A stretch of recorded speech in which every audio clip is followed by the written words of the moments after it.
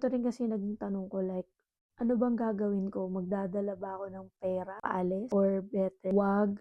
Or kung magdadala, magkano? Ganyan. Meron kasing options na mga na-discover nung bago ko umalis. If magpapapalit ka kasi ng pera sa money changer, good thing lang na you have cash to bring with you sa pupuntahan mong country.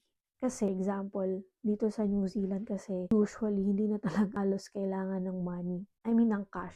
Kailangan pa rin ng cash pero mostly, let's say Saturday market, yun, kailangan ng cash. Pero mostly, mall, restaurants, ang ginagawa na lang ng mga tao, tinatap na lang yung card nila. Or if you are using iOS or iPhone, ilalagay mo na lang yung card mo, i-add mo siya sa Apple Pay, which meron akong photos kung paano yun gawin. Kailangan mo ng bank. Pero, sabihin natin na you are a first timer. So, if you're a first timer, you have the option. Magpapapalit ka sa money changer, Philippines, or from your home country, and make sure na legit, yun naman ang importante, legit yung money changer na yun. Nagpapalit ako sa Tivoli, meron nung branch sa SM North, sa One Ayala, Makati. Hindi ako affiliate ng Tivoli, pero okay lang kasi yung service nila, kaya I am recommending it. And pag magdadala ka rin kasi ng cash sa airport, may limit lang siya na up to 10,000 USD. Pero kailangan mo pa i-declare yun. Kaya better safe na lang na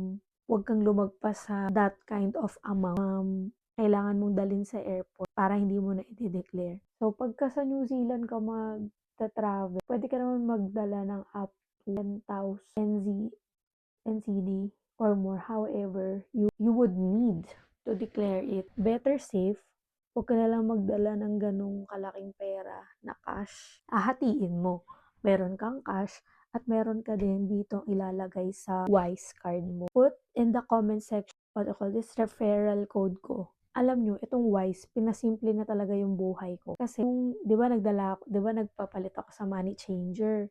Tapos, nag-try din ako mag-simulate dun sa app nila ng magkano yung conversion. Mas malaki yung binigay ni Wise sa akin. Kaya, sobrang naisip ko, buti na lang, konti lang din yung dinala ko, pinapalit ko sa money changer, and then I convert everything, from Philippine peso to NZD dito na sa Wise. So, nakalagay yung iba kong pera sa Wise. And mas malaki yung bigay niya kaysa sa money changer. And alam nyo ba, 'di ba kasi dito nga halos puro tap yung mga pagbayad. Nagamit ko to. It was like, parang kahit inaantay ko pa yung bank card ko na padala sa bahay. Ito yung ginagamit kong pambayad. Like, tina-transfer ko lang yung fund ko from Pinang punta sa Wise. Tapos, ayun lang, biola. Siya yung nagagamit ko na pangbayad. Pero, ito kasi, ano siya, kasi may tatlong option. It can be, pagka nagbabayad ka dun sa card terminal, may check, may savings, or credit. Pag Wise kasi yung gamit mo, it can be always credit. Tandaan yun. And ilalagay nyo yung PIN nyo lagi. Buti na lang, konti lang din yung napakonvert ko into cash. And most likely, naging digital na din talaga yung pagbayad ko because of Wise. Sobrang laking tulong ni Wise. And ano pa ba? Later on, kukwento naman ako like paano ko nakuha yung IRD number ko dito sa New Zealand. Tapos, paano ako nakapag-open ng bank account. Yep.